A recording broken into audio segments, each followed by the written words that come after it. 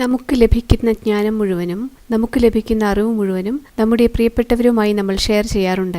കാരണം അവർ ഗുഡ് മൂഡിൽ ഇരിക്കുന്നത് കാണാനാണ് നമുക്കിഷ്ടം. എന്നാൽ സ്വയത്തോട് നല്ലൊരു ബന്ധം വെക്കണമെന്ന് നമുക്കൊരിക്കലും തോന്നാറില്ല.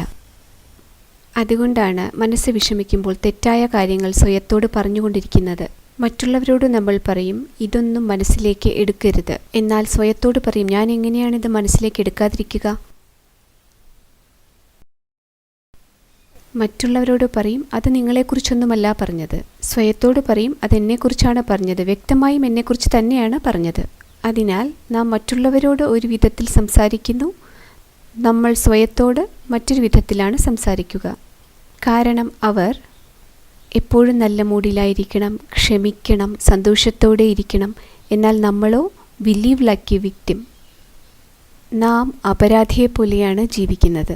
വിശ്വസിക്കുന്നത് ഇതാണ്, ആരെങ്കിലും എന്നെ വിഷമിപ്പിച്ചാൽ ഞാൻ ആ വേദനയിൽ തന്നെ ജീവിക്കണം. ഇവിടെയാണ് മെഡിറ്റേഷൻ്റെ പ്രാധാന്യം. അത് ചെയ്യുന്നത് ആദ്യം തന്നെ അനുവദിക്കുന്നു സ്വയത്തെ സ്നേഹിക്കാൻ തുടങ്ങുന്നതിന്. കാരണം ആദ്യമായി ഞാനൊരു ബന്ധം സ്ഥാപിക്കുന്നത് സ്വയത്തോട് തന്നെയാണ്. എപ്പോൾ ഞാൻ എന്നോട് തന്നെ ഒരു ബന്ധം സ്ഥാപിക്കുന്നുവോ, എപ്പോൾ ഞാൻ സ്വയം എന്നെ സ്നേഹിക്കാൻ തുടങ്ങുന്നുവോ, സ്വയത്തെ ബഹുമാനിക്കാൻ തുടങ്ങുന്നുവോ, അപ്പോൾ മറ്റുള്ളവർ എന്നെക്കുറിച്ച്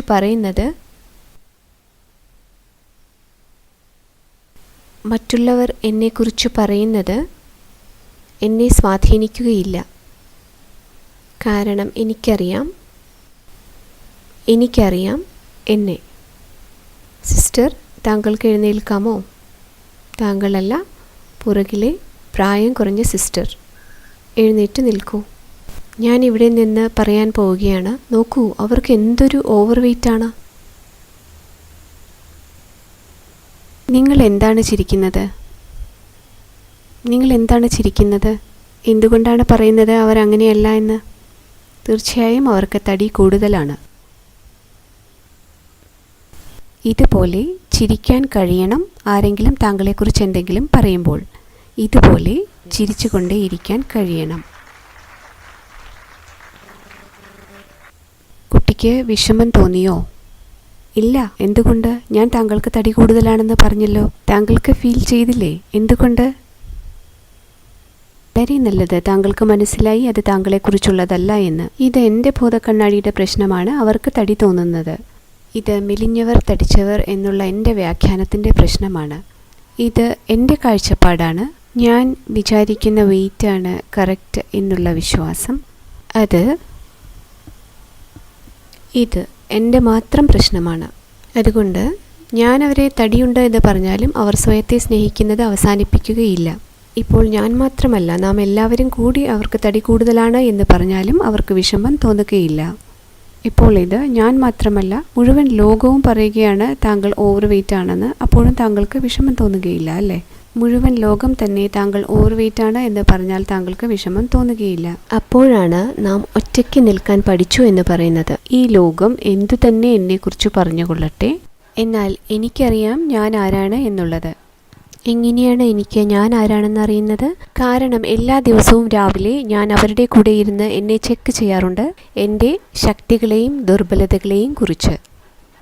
എന്നാൽ ഇത് നേരെ തിരിച്ചുമാകാറുണ്ട്. സിസ്റ്റർ ശരിക്കും ഓവർ വെയ്റ്റ് ആണ്, എന്നാൽ ഞാൻ പറയുകയാണ്, വാവ്, താങ്കൾ എത്ര മെലിഞ്ഞതാണ് എന്ന്. അങ്ങനെയും മറ്റൊരാൾ പറയാം, എന്നാൽ എനിക്കറിയാം എനിക്കൊരു ബലഹീനതയുണ്ട് എന്ന്. എന്നാൽ മുഴുവൻ ലോകവും പറയുകയാണ് താങ്കൾക്ക് ഒരു കുറവുമില്ല എന്ന്. അപ്പോൾ അത് വിശ്വസിക്കേണ്ടതില്ല. സ്വന്തം ബലഹീനതകൾ ചെക്ക് ചെയ്ത് മാറുക. സ്വയത്തിന് അധികം ബലഹീനതകളില്ല എങ്കിലും ലോകം മുഴുവനും അതുമാത്രം നോക്കി താങ്കളോട് സംസാരിക്കുന്നു എന്ന് വെക്കുക. അതും താങ്കൾ വിശ്വസിക്കേണ്ട ആവശ്യമില്ല. കാരണം ഞാൻ എവിടെയായിരുന്നു എന്നും എവിടേക്ക് പോവുകയാണെന്നും എനിക്കറിയാം. എവിടെ എത്തിയെന്നും ഇനി എവിടേക്കാണ് പോകേണ്ടതെന്നും എനിക്കറിയാം. കാരണം എന്നേക്കാൾ നന്നായി എന്നെ അറിയുന്നവർ ആരും തന്നെയില്ല. മറ്റാർക്കും തന്നെ എന്നെ അറിയുകയില്ല. അപ്പോൾ നാം മറ്റുള്ളവരുടെ അഭിപ്രായങ്ങളെ എന്തിനാണ് ആശ്രയിക്കുന്നത്? നാം എന്തിനാണ് എപ്പോഴും ആശ്രയിക്കുന്നത്? അങ്ങനെയാകുമ്പോൾ നമ്മുടെ ആത്മാഭിമാനം മറ്റുള്ളവർ എന്ത് നമ്മളെക്കുറിച്ച് പറയുന്നു എന്നതിനെ ആശ്രയിച്ചിരിക്കും. അപ്പോഴാണ് മറ്റുള്ളവർ നമ്മെക്കുറിച്ച് നല്ലത് പറയാതിരിക്കുന്നതും എനിക്ക് മുറിവേൽക്കുകയും ചെയ്യുന്നു. എന്നെക്കുറിച്ച് നല്ലത് പറയാത്തപ്പോൾ എനിക്ക് വേദനിക്കുന്നു. അപ്പോൾ നാം പറയാൻ തുടങ്ങുന്നു, അവർ എന്നെ അപമാനിക്കുന്നു, കളിയാക്കുന്നു, നിരസിക്കുന്നു. എന്നാൽ ആർക്കും താങ്കളെ അപമാനിക്കാൻ കഴിയുകയില്ല. ഒരു വ്യക്തിക്ക് മാത്രമേ അത് സാധിക്കുകയുള്ളൂ. മറ്റൊരാൾക്കും താങ്കളെ നിരസിക്കാൻ സാധിക്കുകയില്ല, എന്നാൽ ഒരാൾക്ക് സാധിക്കും. ഇതാണ് പറയുന്നത്, ഈ ലോകം മുഴുവനും നന്നായി എന്നോട് സംസാരിച്ചില്ലെങ്കിലും ഞാൻ എന്നോട് നന്നായി സംസാരിക്കുകയാണെങ്കിൽ ഉള്ളിൽ ഞാൻ സന്തോഷവാനായിരിക്കും. ഞാൻ എപ്പോഴും സന്തോഷവാനായിരിക്കും. ഈ ലോകം മുഴുവനും പറയുകയാണ് എനിക്ക് തടി കൂടുതലാണ് എങ്കിലും, എന്നാൽ അവർ സ്വയത്തോട് സംസാരിക്കുന്നത് ഇങ്ങനെയാണ്: ഇന്ന് മറ്റുള്ളവർക്കൊക്കെ എന്ത് സംഭവിച്ചു എന്നറിയുകയില്ല, എനിക്ക് ഭാരക്കൂടുതലില്ല. അവർ സ്വയത്തോട് നന്നായി സംസാരിക്കുന്നു എങ്കിൽ ചുറ്റുമുള്ള ആരും തന്നെ അവരോട് നന്നായി സംസാരിച്ചില്ലെങ്കിൽ പോലും അവർ സന്തോഷവതി തന്നെയായിരിക്കും. കാരണം നമുക്ക് സ്വയത്തോട് ഒരാൾ മാത്രമേ നന്നാവേണ്ടതായിട്ടുള്ളൂ, അത് നമ്മൾ തന്നെയാണ്. എല്ലാവരും അവരോട് പറയുകയാണ് താങ്കൾ സുന്ദരിയാണ്, എന്നാൽ സ്വയത്തോട് അവർ പറയുന്നു ഞാൻ അത്ര സുന്ദരിയൊന്നുമല്ല എങ്കിൽ അവർ ഒരിക്കലും സന്തോഷവതിയാവുകയില്ല. അതിനാൽ ഇത് മറ്റുള്ളവർ നമ്മെക്കുറിച്ച് എന്തു പറയുന്നു എന്നതല്ല, ഇത് മറ്റുള്ളവർ നമ്മെക്കുറിച്ച് പറയുന്നത് കേട്ട ശേഷം നാം സ്വയത്തോട് എന്തു പറയുന്നു എന്നതിനെ ആശ്രയിച്ചിരിക്കുന്നു. അതിനാൽ ഒരാൾ മാത്രമേ നമ്മളോട് നന്നായി പെരുമാറേണ്ടതായിട്ടുള്ളൂ, അത് നമ്മൾ തന്നെയാണ്. എന്നാൽ ഞാൻ ഈ ലോകത്തോട് മുഴുവൻ എന്നെക്കുറിച്ച് നല്ലത് പറയാൻ ആവശ്യപ്പെടുന്നു. ഇതൊരിക്കലും അവസാനിക്കാത്ത യാത്രയാണ്, അതൊരിക്കലും സംഭവിക്കുന്ന കാര്യവുമല്ല. എനിക്ക് ഒരാൾ മാത്രമേ സ്നേഹം തരേണ്ട ആവശ്യമുള്ളൂ, എന്നെ ഒരാൾ മാത്രമേ സ്നേഹിക്കേണ്ടതുള്ളൂ, അത് ഞാൻ തന്നെയാണ്. ഞാൻ എന്നെ സ്നേഹിക്കാൻ തുടങ്ങുമ്പോൾ എന്നെ ആരെങ്കിലും ബഹുമാനിക്കണം എന്നെനിക്ക് തോന്നുകയില്ല, എന്നോട് ആരെങ്കിലും നന്നായി പെരുമാറണം എന്നെനിക്ക് തോന്നുകയില്ല. ഞാൻ മറ്റുള്ളവരെ അവരുടെ സ്വന്തം സ്വഭാവത്തിൽ നിലനിൽക്കാൻ അനുവദിക്കുന്നു. കൂടാതെ ഞാൻ സ്വയത്തോടുള്ള സ്നേഹത്തിൽ നിന്നും ബഹുമാനത്തിൽ നിന്നും വ്യതിചലിക്കാത്തത് കൊണ്ട് എൻ്റെ പ്രകമ്പനങ്ങൾ മൂലം അവരും സുഖപ്പെടാൻ തുടങ്ങുന്നു. ഇതിൽ നിന്നുമുണ്ടാകുന്ന വൈബ്രേഷൻസ് അവരെ സുഖപ്പെടുത്താൻ തുടങ്ങുന്നു. ആരെങ്കിലും സ്വന്തം ഊർജം നമ്മളിലേക്ക് എറിയുമ്പോൾ 3 കാര്യങ്ങൾ ആ ഊർജം ഉപയോഗിച്ച് ചെയ്യാം. എന്നെക്കുറിച്ച് തെറ്റായ എന്തെങ്കിലും പറഞ്ഞാൽ എനിക്ക് 3 കാര്യങ്ങൾ ചെയ്യാം. ഒന്നാമത്തേത്, ഊർജത്തെ താങ്കൾക്ക് നേരെ എറിയാൻ കഴിയും, അതായത് താങ്കൾക്ക് നേരെ പ്രതിഫലിപ്പിക്കാൻ കഴിയും. താങ്കൾ എന്നോട് 1 വരി പറഞ്ഞാൽ ഞാൻ താങ്കളോട് 2 വരി പറയുന്നതായിരിക്കും. എനിക്ക് അങ്ങനെയും ചെയ്യാം. നാം സാധാരണയായി അതാണ് ചെയ്യാറുള്ളത്. രണ്ടാമത്തെ വഴി, ഞാൻ താങ്കളുടെ ഊർജത്തെ വലിച്ചെടുക്കും, മിണ്ടാതിരിക്കും, ഒന്നും പറയുകയില്ല, ഉള്ളിൽ പറയും നല്ല കുട്ടി ഒന്നും തിരിച്ചു പറഞ്ഞില്ല എന്ന്. എന്നാൽ ഞാൻ നെഗറ്റീവ് എനർജി വലിച്ചെടുക്കുകയാണ്, അതിനാൽ എനിക്ക് പ്രതിഫലിപ്പിക്കാം അല്ലെങ്കിൽ വലിച്ചെടുക്കാം. മൂന്നാമതായി, ട്രാൻസ്ഫോം ചെയ്യാം, അവരുടെ ഊർജത്തെ രൂപമാറ്റം വരുത്താം. അതായത് അവർ എനിക്ക് വേദന തരുന്നു, ഞാൻ അവർക്ക് തിരിച്ച് സ്നേഹവും ബഹുമാനവും കൊടുക്കുന്നു. അതിനാൽ ഓരോ മൊമെൻറ്റും ഞാൻ ശ്രദ്ധിക്കണം, ഞാൻ ഊർജത്തെ വലിച്ചെടുക്കുകയാണോ, തിരിച്ചറിയുകയാണോ, അതോ രൂപമാറ്റം വരുത്തുകയാണോ എന്നുള്ളത്. അപ്പോൾ നാം എല്ലാവരും പ്രതിഫലിപ്പിക്കുന്നവരാണോ? അല്ല. വലിച്ചെടുക്കുന്നവരാണോ? അല്ല. ട്രാൻസ്ഫോം ചെയ്യുന്നവരാണോ? ആണ്. ആകണം. നാം എല്ലാവരും ട്രാൻസ്ഫോർമേഴ്സ് ആകണം. ആരാണോ ഊർജത്തിന് രൂപമാറ്റം വരുത്തുന്നവർ, അവർ വിശ്വത്തിന് രൂപമാറ്റം വരുത്തുന്നവരായി മാറുന്നു. ആരാണോ ഊർജത്തിന് രൂപമാറ്റം വരുത്തുന്നവർ, അവർ മാത്രമായിരിക്കും വിശ്വപരിവർത്തകർ. ആരാണോ പ്രതിഫലിപ്പിക്കുന്നവർ, ആരാണോ വലിച്ചെടുക്കുന്നവർ, അവർ വേദന കൂട്ടുക മാത്രമാണ് ചെയ്യുന്നത്.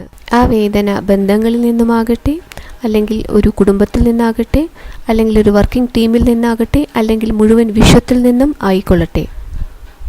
ഏത് സമയത്ത് വേണമെങ്കിലും ചെക്ക് ചെയ്ത് നോക്കൂ. ഒരു കുടുംബത്തിലോ ഒരു വർക്കിംഗ് ടീമിലോ ഒരാൾ മാത്രമായിരിക്കും വേദന അനുഭവിക്കുന്നത്.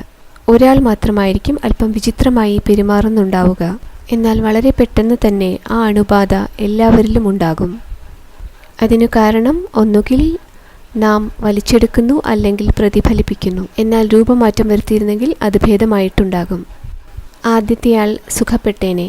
എന്നാൽ നാം പ്രതിഫലിപ്പിക്കുകയോ വലിച്ചെടുക്കുകയോ ചെയ്യുമ്പോൾ എല്ലാവരിലും വേദനയുണ്ടായിത്തീരുന്നു. മറ്റുള്ളവർ വേദനിക്കുമ്പോൾ ആദ്യം വേദന അയച്ച ആൾക്ക് എന്ത് സംഭവിക്കും? അയാൾക്ക് എന്തായിരിക്കും സംഭവിക്കുക? നേരത്തെ ഉണ്ടായിരുന്ന വേദനയെക്കാളും കൂടുതലായി അനുഭവിക്കും. അവർ കൂടുതൽ വേദനയിലാകുമ്പോൾ അവർ വീണ്ടും വേദന പരത്തുന്നു. മറ്റുള്ളവരോ അത് പ്രതിഫലിപ്പിക്കുകയോ ആഗിരണം ചെയ്യുകയോ ചെയ്യുന്നു. ആ വിഷം ചാക്രികമാകുന്നു. ഇതിനു പകരം രൂപമാറ്റം വരുത്തുക. ഈ ദുഷിച്ച ചക്രം വളരെ വേഗതയേറിയതാണ്. അതിനാൽ ബന്ധങ്ങൾ പോകുന്നത് ഇങ്ങനെയായിരിക്കും.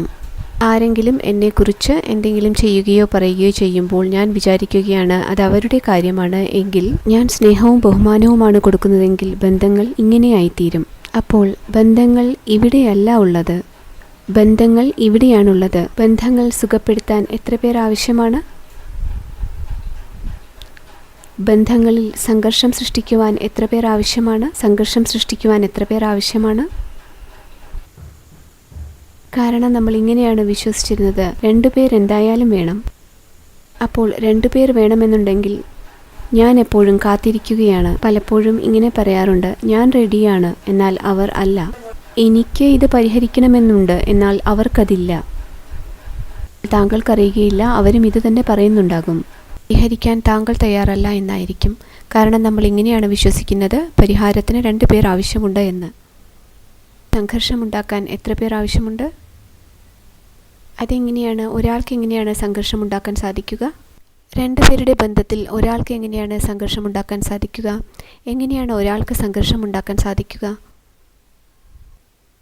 2 പേരുണ്ട് ബന്ധത്തിൽ, പിന്നെ എങ്ങനെയാണ് ഒരാൾക്ക് മാത്രം സംഘർഷമുണ്ടാക്കാൻ സാധിക്കുക? അത് ഇങ്ങനെയാണ് സംഭവിക്കുന്നത്. മറ്റൊരാളെക്കുറിച്ച് തെറ്റായ ചിന്തകൾ ഉണ്ടാക്കുക, അവരെക്കുറിച്ച് വിധി പറയുക, അവരുടെ പെരുമാറ്റങ്ങളെ ചോദ്യം ചെയ്യുക, അവർ നന്നായിരിക്കുമ്പോൾ സന്തോഷം തോന്നാതിരിക്കുക. എന്തുമാകാം, ശരിയല്ലാത്ത ഫ്രീക്വൻസിയിലുള്ള എന്തുമാകാം. ഒരാൾ മാത്രം ഇത് ചെയ്താൽ മതി, മറ്റേയാൾ ഒന്നും ചെയ്യുന്നുണ്ടാവുകയില്ല. എന്നാൽ ഒരാൾ ഇങ്ങനെ ചെയ്യാൻ തുടങ്ങുമ്പോൾ ഇത് മറ്റേയാളിലേക്കും പ്രസരിപ്പിക്കപ്പെടുന്നു. വളരെ വേഗം തന്നെ അയാളും ഇവർക്കെതിരെ ഇങ്ങനെയുള്ള ചിന്തകൾ ഉണ്ടാക്കാൻ തുടങ്ങുന്നു. ഏത് സമയവുമായിക്കൊള്ളട്ടെ, താങ്കൾ സ്വയത്തെ തെറ്റായ ചിന്തകൾ ഉണ്ടാക്കുന്നത് കാണുകയാണെങ്കിൽ അത് താങ്കൾ സ്വയം നിർമ്മിക്കുന്നതായിരിക്കാം, അല്ലെങ്കിൽ മറ്റൊരാൾ നിർമ്മിച്ച് താങ്കളിലേക്ക് അയക്കുന്നതായിരിക്കാം. എന്നാൽ രണ്ടാണെങ്കിലും നാം എന്താണ് ചെയ്യേണ്ടത്? അതിനർത്ഥം ഒന്നുകിൽ അവർ എനിക്ക് അത് അയച്ചു കൊണ്ടിരിക്കുകയാണ്, അല്ലെങ്കിൽ ഞാൻ തന്നെ സ്വയം നിർമ്മിക്കുകയാണ്. രണ്ടാണെങ്കിലും എൻ്റെ മനസ്സിലത് കിടക്കുകയാണ്. ഇനി ഞാൻ എന്താണ് ചെയ്യേണ്ടത്? ചെയ്യാനുള്ളത് വളരെ പെട്ടെന്ന് തന്നെ സ്വന്തം മനസ്സിൻ്റെ ചുമതല എടുക്കുക എന്നുള്ളതാണ്. എത്രയും പെട്ടെന്ന് ചുമതല എടുക്കുക എന്നുള്ളതാണ്. കാരണം അവിടെ നിന്ന് വരുന്ന ഊർജം ഇങ്ങനെയാണ്. അത് എൻ്റെ മനസ്സിനെ ബാധിക്കാൻ തുടങ്ങിയ ഘട്ടത്തിലെത്തിക്കഴിഞ്ഞു. കാരണം ഇപ്പോൾ ഞാനും അവരെക്കുറിച്ച് നല്ലതായി വിചാരിക്കുന്നില്ല. ഉടൻ തന്നെ ഒരു പോസ് എടുക്കണം. വളരെ വേഗത്തിൽ അവർക്ക് വേണ്ടി മെഡിറ്റേഷനിലിരിക്കണം. വേഗത്തിൽ ബോധത്തോടെ സ്വന്തം മനസ്സിനോട് ഇത് പറയുക, അവർ എനിക്കെന്തോ അയച്ചുകൊണ്ടിരിക്കുന്നുണ്ട്, എനിക്ക് എന്നെ സംരക്ഷിക്കണം. ഉടനെ അവരോട് കണക്റ്റ് ആവുക. താങ്കൾക്ക് ചുറ്റും പവിത്രതയുടെ ഒരു വലയം സൃഷ്ടിക്കുക. സ്വയത്തെ സംരക്ഷിക്കുക. എല്ലാ ദിവസവും രാവിലെ ഈ ചിന്ത ഉണ്ടാക്കുക. ദൈവത്തിൻ്റെ വിശുദ്ധിയാണ് എൻ്റെ സംരക്ഷണ കവചം. ആരുടെയും ഊർജത്തിന് ഇതിനുള്ളിൽ പ്രവേശിക്കുക സാധ്യമല്ല. ഇത് ഒരു ജീവിത രീതിയാണ്. മറ്റൊരു ജീവിത രീതി, ആളുകൾ എന്നെക്കുറിച്ച് ശരിയായി ചിന്തിക്കുന്നില്ല, എനിക്ക് വിഷമം തോന്നുന്നുണ്ട്, എല്ലാവിധ ഊർജത്തിനെയും ജീവിതത്തിലേക്ക് വരാൻ ഞാൻ സമ്മതിക്കുന്നു എന്നാണ്. എല്ലാ ദിവസവും ഞാൻ സംരക്ഷിക്കപ്പെട്ടിട്ടുണ്ട്. ഇവിടെ എനിക്ക് ചുറ്റും ആരുടെയും ഊർജം എൻ്റെ ഇടത്തിലേക്ക് പ്രവേശിക്കാൻ പോകുന്നില്ല. നമ്മൾ മതിൽ കെട്ടുന്നത് പോലെ നാം സുരക്ഷിതരാണ്. ആർക്കും ഉള്ളിലേക്ക് കടക്കാൻ സാധിക്കുകയില്ല. എല്ലാ ദിവസവും സ്വയത്തെ സുരക്ഷിതരാക്കൂ. എല്ലാ ദിവസവും സ്വയത്തെ സംരക്ഷിക്കൂ. ഇപ്പോൾ സ്വയം താൻ മറ്റുള്ളവരെക്കുറിച്ച് തെറ്റായ ചിന്തകൾ സൃഷ്ടിക്കുന്നത് കാണുമ്പോൾ ബോധപൂർവം ശ്രദ്ധയോടെ അവർക്ക് വേണ്ടി ശരിയായ ചിന്തകൾ ഉണ്ടാക്കണം. അതിനർത്ഥം ഞാൻ ദൈവവുമായി കണക്ട് ചെയ്യുന്നു, അവരോട് പറയുന്നു, താങ്കളൊരു പവിത്ര ആത്മാവാണ്, താങ്കളൊരു സ്നേഹി ആത്മാവാണ്. ഭൂതകാലത്തിൽ എന്ത് സംഭവിച്ചുവോ അത് കഴിഞ്ഞു, അത് അവസാനിച്ചു. നമുക്കിടയിലുള്ള ബന്ധം വളരെ മനോഹരമാണ്. ഇവിടെ അവർ നമുക്ക് അയക്കുന്നതൊന്ന്, നാം അവർക്ക് തിരിച്ചയക്കുന്നത് മറ്റൊന്ന്. മനസ്സിലാക്കുക, ഇത് സന്ദേശം കൈമാറുന്നത് പോലെയാണ്. ഇങ്ങനെ ചെയ്തിട്ടുണ്ടോ? ആരെങ്കിലും താങ്കൾക്ക് നെഗറ്റീവായ മെസ്സേജ് അയക്കുന്നു, എന്നാൽ താങ്കൾ അവർക്ക് നല്ല മെസ്സേജാണ് അയക്കുന്നത്. ഇങ്ങനെ ചെയ്തിട്ടുണ്ടോ? ആരെങ്കിലും ഫോണിൽ കൂടെ, ഇവിടെയല്ല, ഒരു താങ്കൾക്ക് മെസ്സേജ് അയക്കുകയാണ്, നീ ഇങ്ങനെയാണ് അങ്ങനെയാണ്. അപ്പോൾ താങ്കൾ പറയാറില്ലേ, അതെല്ലാം വിടൂ, നമ്മൾ നല്ല ഫ്രണ്ട്സാണ് എന്ന്. ചെയ്തിട്ടുണ്ടല്ലേ? നമുക്ക് അങ്ങനെ ചെയ്യാൻ അറിയാം. എന്തെങ്കിലും റോങ് മെസ്സേജ് അയക്കുമ്പോൾ നമ്മൾ മനസ്സിലാക്കുന്നു അയാൾ വേദനയിലാണ്, അപ്പോൾ നാം ഇങ്ങനത്തെ സന്ദേശങ്ങൾ അയക്കുന്നു. എന്നാൽ ഒരു കാര്യം ശ്രദ്ധിക്കേണ്ടതായുണ്ട്, നമ്മൾക്ക് അവരെ ഓവർ പവർ ചെയ്യേണ്ടതായിട്ടുണ്ട്. ഞാൻ അവരെ ഒരു ലോവർ വൈബ്രേഷനെ എന്നെ തോൽപ്പിക്കാൻ അനുവദിക്കുകയില്ല. അപ്പോൾ ഒരാൾ മാത്രം വിചാരിച്ചാൽ സംഘർഷം ഉണ്ടാവുമോ? അതിനർത്ഥം അവർ എനിക്കെതിരെ തെറ്റായ ഊർജ്ജം അയക്കുന്നു, ഞാനും അതുപോലെ സൃഷ്ടിക്കാൻ തുടങ്ങുന്നു എങ്കിൽ തീർച്ചയായും സംഘർഷം ഉണ്ടാകും. ഈ സംഘർഷം ഇപ്പോൾ മനസ്സിൽ മാത്രമേയുള്ളൂ, പെരുമാറ്റത്തിലും വാക്കിലും എത്തിയിട്ടില്ല. വാക്കിലും പെരുമാറ്റത്തിലും നാം ഇപ്പോൾ എല്ലാം തികഞ്ഞവരായിരിക്കാം. ചിന്തകൾ എടുത്തു നോക്കുമ്പോൾ നമ്മൾ എന്നാൽ ഇത് ചിന്തകളുടെ തലത്തിൽ തന്നെ സുഖപ്പെടുത്തിയില്ലെങ്കിൽ ഒരു ദിവസം വാക്ക് മാത്രം മതി തുടങ്ങാൻ. ചിലപ്പോൾ ഒരു വാചകം മതിയാകും തുടങ്ങാൻ. ആ ഒരു വാചകമല്ല, അനേകം മണിക്കൂറുകളോ അനേകം വർഷങ്ങളോ അനേകം ദിവസങ്ങളോ കൈമാറ്റം ചെയ്യപ്പെട്ട ഊർജമാണ് അതിനു കാരണം. അതിനാൽ ഒരാൾ മാത്രം വിചാരിച്ചാൽ തന്നെ സംഘർഷം ഉണ്ടാക്കാം. എങ്കിൽ എത്ര പേർ വേണം അത് സുഖപ്പെടുത്താൻ? ഒരാൾ തന്നെ മതിയാകും. ഒരാൾ മതി. നാം സ്വയത്തോട് എപ്പോഴും ഇത് പറയണം, ഞാൻ ആ ഒരാൾ ആകാൻ പോവുകയാണ് എന്ന്. അതിനർത്ഥം താങ്കൾക്ക് ഭൂതകാലത്തിൻ്റെ സംഘർഷം ഉണ്ടായാൽ പോലും അത് വളരെയധികം മോശമായിരുന്നു, അതിന് പരിഹാരമില്ല എന്ന് താങ്കൾ വിശ്വസിക്കുന്നുണ്ടെങ്കിൽ പോലും താങ്കൾ അറിയുന്നില്ല എത്ര ശക്തി താങ്കൾക്കുണ്ട് എന്ന്. അതെന്തിനാണ് പരിഹരിക്കുന്നത്? അതങ്ങനെ തന്നെ ഇരിക്കട്ടെ. അതിനെ വിട്ടുകളയൂ. അത് പരിഹരിക്കേണ്ട ആവശ്യം എന്താണ്? കാരണം ഇന്ന് ഞാനത് പരിഹരിച്ചില്ല എങ്കിൽ, ഇന്നതിനെ പരിഹരിച്ചില്ല എങ്കിൽ, ഒന്ന്, എൻ്റെ വർത്തമാന സമയം വേദനയിലാണ്. ഏറ്റവും പ്രധാനം, എനിക്ക് വീണ്ടും അത് ചെയ്യേണ്ടതായി വരും, വീണ്ടും കാണേണ്ടതായി വരും. ആ സമയത്ത് ഞാൻ അവരെ തിരിച്ചറിയണമെന്നില്ല, അവർ എന്നെ തിരിച്ചറിയണമെന്നില്ല. ഞാൻ അവരോട് വിചിത്രമായി പെരുമാറും, അവർ എന്നോട് വിചിത്രമായി പെരുമാറും. എന്നിട്ട് ഞാൻ ചോദിക്കും, ഇവർക്ക് എന്താണ് എന്നോടുള്ള പ്രശ്നം? എന്തു പ്രശ്നമാണുള്ളത്? ഉള്ള ആളുകളിലെ ഒരു തെറ്റും ചെയ്യാത്തപ്പോൾ അവർക്ക് നമ്മോട് പ്രശ്നമുള്ളതായി നമുക്ക് തോന്നുന്നു. ആർക്കെങ്കിലും ഉണ്ടോ ഇങ്ങനെയുള്ള പ്രശ്നക്കാർ ജീവിതത്തിൽ? ഇത്തരക്കാർ നമ്മുടെ പണ്ടത്തെ പ്രശ്നക്കാരാണ്. അതുകൊണ്ടാണ് അവർക്ക് നമ്മളുമായി പ്രശ്നമുണ്ടാകുന്നത്. ഒരു പ്രശ്നവും ദൃശ്യമാവുകയില്ല. ദൃശ്യമാകുന്ന പ്രശ്നങ്ങളൊന്നും തന്നെയില്ല. നമുക്ക് തോന്നും, എന്താണ് ഇവർക്ക് നമ്മളോട് പ്രശ്നം? പരിഹരിക്കപ്പെടാതിരുന്ന സംഘർഷങ്ങളാണവ. അതിനാൽ നാം എപ്പോഴും ശുദ്ധരായിരിക്കണം, പവിത്രരായിരിക്കണം. ഒരു സിംഗിൾ കാർമിക് അക്കൗണ്ട് പോലും അവശേഷിക്കരുത് ഇത് അയക്കാൻ. നമുക്ക് അവരെ പരിവർത്തനം ചെയ്യുക സാധ്യമല്ല. അതിനാൽ ആർക്കെങ്കിലും താങ്കളോട് പ്രശ്നമുണ്ടെങ്കിൽ സ്വയം സുഖപ്പെടുത്താൻ സമയം കണ്ടെത്തുക. മറ്റുള്ളവർ എപ്പോഴും എന്നോട് സന്തുഷ്ടരായിരിക്കണം എന്നതല്ല എൻ്റെ ജീവിതത്തിൻ്റെ അജണ്ട. എൻ്റെ അജണ്ട ഇതുമല്ല. ഞാൻ എപ്പോഴും എല്ലാവരെയും സന്തോഷിപ്പിച്ചു കൊണ്ടിരിക്കണം. അത് വളരെ സങ്കീർണമായ ഒരു കാര്യമാണ്. വളരെ സങ്കീർണമാണ് ആ വഴിക്ക് ചിന്തിക്കുന്നത്. എൻ്റെ അജണ്ട ഇതായിരിക്കണം. ഞാൻ എല്ലാവരെക്കുറിച്ചും ശരിയായ രീതിയിലായിരിക്കണം എപ്പോഴും ചിന്തിക്കുന്നത്. ഞാൻ എല്ലാവരെക്കുറിച്ചും ശരിയായി ചിന്തിക്കുകയാണെങ്കിൽ എൻ്റെ CD ക്ലീനാണ്. എന്നിൽ നിന്ന് മറ്റുള്ളവരിലേക്ക് പ്രസരിക്കുന്ന ഊർജം ശുദ്ധമാണ്. എൻ്റെ കർമ്മം ക്ലീനാണ്. എൻ്റെ ബാലൻസ് ഷീറ്റ് ക്ലീനാണ്. ഏത് നിമിഷത്തിലും എൻ്റെ ബാലൻസ് ഷീറ്റിൻ്റെ ക്ലോസിംഗ് സംഭവിക്കാം. അടുത്ത നിമിഷം തുറക്കുന്ന ഓപ്പണിംഗ് ബാലൻസ് ഷീറ്റ് മുഴുവൻ ലാഭം മാത്രമായിരിക്കും. കാരണം പഴയ വേഷത്തിൽ ഞാൻ അതിനെക്കുറിച്ച് ശ്രദ്ധ വച്ചിരുന്നു. അതുകൊണ്ടാണ് നമ്മുടെ വിധി എഴുതപ്പെട്ടതാണ് എന്ന് പറയുന്ന വിധി എന്തിൻ്റെ ആധാരത്തിലാണ് എഴുതപ്പെടുന്നത്? അതുകൊണ്ട് നമുക്ക് ഇവിടെ ഒന്നും പിടിച്ചു വയ്ക്കേണ്ട കാര്യമില്ല. നാം തെറ്റായി എന്തെങ്കിലും പിടിച്ചു വയ്ക്കുന്നുണ്ടെങ്കിൽ എല്ലാ ദിവസവും അതിനുവേണ്ടി ധ്യാനം ചെയ്യേണ്ടത് ആവശ്യമാണ്. 4 ലളിതമായ വരികൾ നമുക്കതിപ്പോൾ ചെയ്യാം, എന്നും ചെയ്യുകയും വേണം. ഒന്നാമത്തേത്, ഞാൻ പവിത്രതയുള്ള ശക്തി സ്വരൂപ ആത്മാവാണ്. I am a pure powerful soul. അർത്ഥം, ഞാൻ തീരുമാനിക്കുന്ന എന്തും ചെയ്യാൻ എനിക്ക് കഴിവുണ്ട്. നമ്മുടെ പഴയ പദാവലി ഇങ്ങനെയായിരുന്നു, എനിക്കൊരിക്കലും മറക്കാൻ കഴിയുകയില്ല, എനിക്ക് ക്ഷമിക്കാൻ കഴിയുകയില്ല. നാം ശ്രദ്ധാലുവായിരിക്കണം എന്താണ് പറയുന്നതെന്ന്. ഞാൻ പവിത്ര ശക്തി സ്വരൂപ ആത്മാവാകുന്നു. പഴയ കർമ്മക്കണക്കുകൾ അവസാനിച്ചിരിക്കുന്നു. പഴയ കർമ്മക്കണക്കുകൾ അവസാനിച്ചിരിക്കുന്നു. ഇനി ഒരിക്കലും തന്നെ അവ തിരിച്ചു വരികയില്ല. കാരണം ചിലപ്പോൾ നമ്മുടെ ബന്ധങ്ങളിൽ ആവർത്തിച്ചുള്ള പാറ്റേണുകൾ കാണാറുണ്ട്. എന്തുകൊണ്ടാണ് ഈ ആവർത്തനം വരുന്നത്? കാരണം ഒരേപോലെയാണ് ചിന്തിക്കുന്നത്. ഇങ്ങനെ ചിന്തിക്കൂ, past karmic account is over. ഇനി ഒരിക്കലും തന്നെ അവ തിരിച്ചു വരികയില്ല. ആദ്യം തന്നെ അവരോട് മനസ്സുകൊണ്ട് മാപ്പ് പറയുക. I am sorry. ഞാൻ മുമ്പ് ചെയ്ത കാര്യങ്ങളിൽ ഞാൻ ഖേദിക്കുന്നു. കാരണം പണ്ട് ഞാൻ താങ്കളോട് ഒന്നും ചെയ്തില്ലായിരുന്നുവെങ്കിൽ താങ്കൾക്ക് എന്നോട് ഒരു പ്രശ്നവും ഉണ്ടാകില്ലായിരുന്നു. അതിനാൽ പണ്ട് ഞാൻ താങ്കളോട് ചെയ്തിട്ടുണ്ടായിരുന്ന കാര്യങ്ങളിൽ ഖേദിക്കുന്നു. താങ്കൾ ഇന്ന് എന്നോട് ചെയ്ത കാര്യങ്ങളെ ഞാൻ ക്ഷമിക്കുന്നു. അതായത് അതൊരു ക്ഷമാപണവും ക്ഷമ കൊടുക്കലും ആയിരിക്കണം. പഴയ കാര്യങ്ങൾ കഴിഞ്ഞുപോയി, അതിനെ ഒരിക്കലും ആവർത്തിക്കുകയില്ല ഇന്നു മുതൽ. ഇന്നു മുതൽ സ്നേഹവും ബഹുമാനവും മാത്രമാണ് നാം പരസ്പരം കൈമാറുക. എല്ലാ ദിവസവും ഈ സന്ദേശം അയയ്ക്കുക. ആദ്യ വരി എന്താണ്? ഞാൻ ശുദ്ധനും ശക്തനുമായ ആത്മാവാണ്. താങ്കൾ ശുദ്ധനും ശക്തനുമായ ആത്മാവാണ്. മൂന്നാമത് ക്ഷമാപണം. ഞാൻ പണ്ട് താങ്കളോട് ചെയ്ത കാര്യങ്ങളിൽ ഖേദിക്കുന്നു. നാലാമതായി ക്ഷമിക്കുക. താങ്കൾ ഇന്ന് എന്നോട് ചെയ്ത കാര്യത്തിനെ ഞാൻ ക്ഷമിക്കുന്നു. 5. പഴയ കാർമിക് അക്കൗണ്ട് അവസാനിച്ചിരിക്കുന്നു. അവ ഇനി ഒരിക്കലും തിരിച്ചു വരികയില്ല. 6. വളരെ പ്രധാനപ്പെട്ടതാണ്.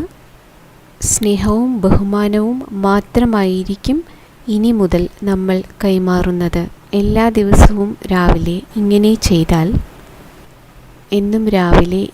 ചെയ്താൽ ഞാൻ അവരെക്കുറിച്ച് നിർമ്മിക്കുന്ന ചിന്തകൾക്ക് ഞാൻ പരിവർത്തനം വരുത്തുകയാണ്.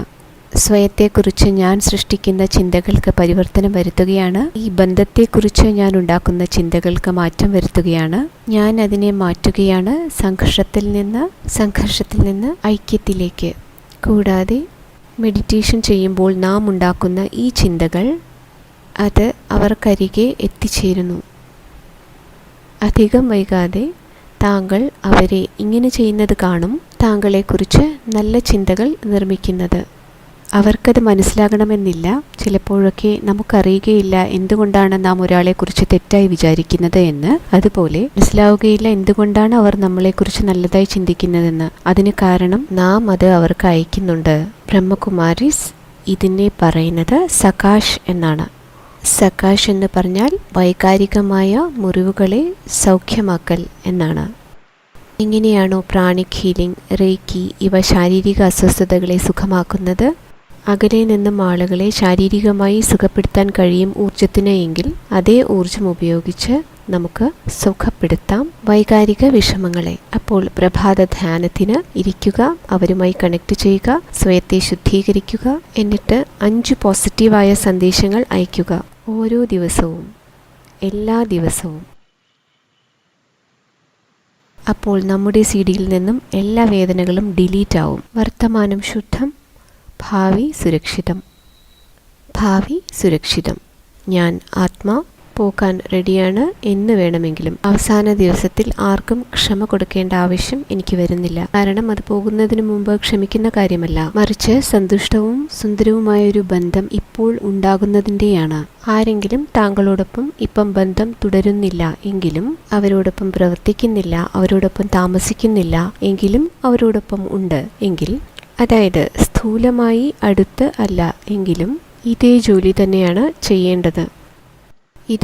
തന്നെയാണ് ചെയ്യേണ്ടത്. കാരണം നാം മാത്രമല്ല അവരെക്കുറിച്ച് ചിന്തിക്കുന്നത്, അവരും നമ്മെക്കുറിച്ച് ചിന്തിക്കുന്നുണ്ട്. അതുകൊണ്ട് നാം അവർക്ക് ശരിയായ ഊർജം തന്നെ അയക്കേണ്ടതുണ്ട്. ഇവിടെ തെറ്റായ ചിന്തകൾ ഇല്ലാതാക്കാൻ. കാരണം മറ്റൊരാളുടെ തെറ്റായ ചിന്ത കാരണവും നാം ക്ഷയിച്ചു പോകാറുണ്ട്. ഇവിടെ ഇരുന്നു കൊണ്ട് ഞാൻ താങ്കളെക്കുറിച്ച് തെറ്റായി വിചാരിക്കുമ്പോൾ താങ്കൾ ദുർബലനായി പോകും. അപ്പോൾ സ്വയത്തെ സുരക്ഷിതനാക്കാൻ എന്താണ് ചെയ്യേണ്ടത്? ഇന്ന് കാലത്ത് നാം ധാരാളം കാര്യങ്ങൾ ചെയ്യാറുണ്ട് നെഗറ്റീവ് എനർജിയിൽ നിന്നും സുരക്ഷിതരായിരിക്കുന്നതിന് വേണ്ടി.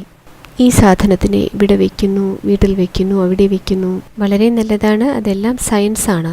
മറ്റൊരാൾ നമുക്ക് നെഗറ്റീവ് ഊർജ്ജം അയക്കുമ്പോൾ നമുക്ക് ചെയ്യാവുന്ന ഏറ്റവും സിമ്പിളും ഈസിയുമായ കാര്യം എന്താണ്? അങ്ങനെയെങ്കിൽ താങ്കളുടെ പോസിറ്റീവ് എനർജി അവരെക്കാളും 10 മടങ്ങ് കൂടുതലായിരിക്കണം.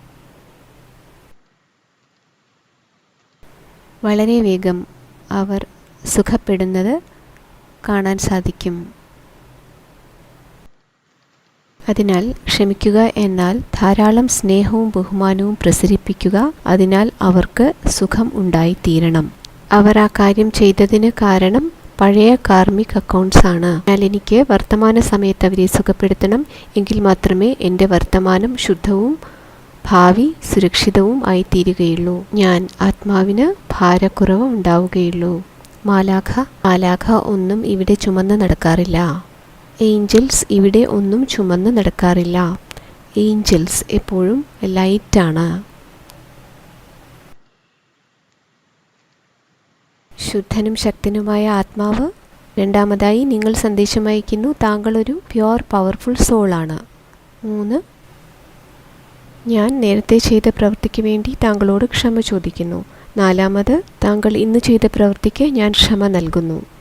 അഞ്ചാമത്, പഴയ കാർമിക് അക്കൗണ്ട് അവസാനിച്ചിരിക്കുന്നു. അതായത് ഈ നെഗറ്റീവ് എനർജിയുടെ കൈമാറ്റം അവസാനിച്ചിരിക്കുന്നു. അത് ഇനി ഒരിക്കലും തിരിച്ചു വരികയില്ല. വളരെ പ്രധാനപ്പെട്ടതാണ്, ഒരിക്കലും തിരിച്ചു വരികയില്ല. അവസാന വരി, സ്നേഹവും ബഹുമാനവും മാത്രമായിരിക്കും നാം കൈമാറ്റം ചെയ്യുന്നത്. ഒരു പുതിയ തുടക്കം, ഒരു പുതിയ കാർമിക് അക്കൗണ്ട്. ദൈവത്തിൻ്റെ ആശീർവാദം, ദൈവത്തിൻ്റെ ശക്തി, ദൈവത്തിൻ്റെ പവിത്രത നമ്മോടൊപ്പം ഉണ്ട്. ഇതാണ് മനുഷ്യരോടുള്ള സ്നേഹം. അവർ നിങ്ങളെക്കുറിച്ചൊരു തെറ്റായ വാക്ക് പറഞ്ഞിട്ടുണ്ടെങ്കിൽ മാത്രമല്ല, അവർ ഏറ്റവും മോശമായത് ചെയ്തു എങ്കിൽ പോലും, ഏറ്റവും മോശമാണ് ചെയ്തത് എങ്കിൽ പോലും, ഏത് കാർമിക് അക്കൗണ്ടിലും പ്രവർത്തിക്കുന്ന ഒരു സമവാക്യമാണ് ഇത്. നമുക്ക് ഇതിനെ വഹിച്ചു കൊണ്ടുപോകേണ്ട. ഇവിടെ ഏതെങ്കിലും ബാഗേജ്, വളരെ ഭാരമുള്ളത്, നമ്മുടെ മുൻപോട്ടുള്ള യാത്രയിൽ ഭാരമില്ലാതെ യാത്ര ചെയ്യുക. ആത്മാവിൻ്റെ സഞ്ചാരം ഭാരരഹിതമായിരിക്കണം. അപ്പോൾ മാത്രമേ ആത്മാവിന് സന്തോഷമുണ്ടാകൂ, ശാന്തിയുണ്ടാകൂ. എങ്കിലും ശരീരം ഉപേക്ഷിക്കുമ്പോൾ നാം പറയാറുണ്ട്, റെസ്റ്റ് ഇൻ പീസ്. അവർക്ക് സമാധാനത്തോടെ വിശ്രമിക്കാൻ സാധിക്കുകയില്ല. അവർ സമാധാനത്തോടെ ജീവിച്ചവരല്ല എങ്കിൽ അവരുടെ വിശ്രമവും സമാധാനത്തോടെ ആവുകയില്ല. അതിനർത്ഥം താങ്കൾ ഈ വേഷത്തിലിരിക്കുമ്പോൾ സമാധാനത്തോടെയല്ല ഇരിക്കുന്നതെങ്കിൽ ഈ വേഷം ഉപേക്ഷിക്കുമ്പോഴും താങ്കൾക്ക് സമാധാനമായിരിക്കാൻ സാധിക്കുകയില്ല. നാം ദിവസവും ധ്യാനിക്കുമ്പോഴും അവരുമായി കണക്ട് ചെയ്യുമ്പോഴും ആളുകൾ നമ്മെ പറയുന്നത് നമ്മെ ബാധിക്കാതിരിക്കുമ്പോഴും നമ്മെ സംബന്ധിച്ച് ഇത് ചെയ്യുന്നത് വളരെ എളുപ്പമായി തീരും. അതിനാൽ നമ്മൾ നമ്മെ പ്രതിഫലിപ്പിക്കില്ല, ആഗിരണം ചെയ്യില്ല, നമ്മൾ രൂപാന്തരപ്പെടുക മാത്രമാണ് ചെയ്യുന്നത്. മാലാഖമാർ രൂപാന്തരപ്പെടുത്തുന്നവരാണ്.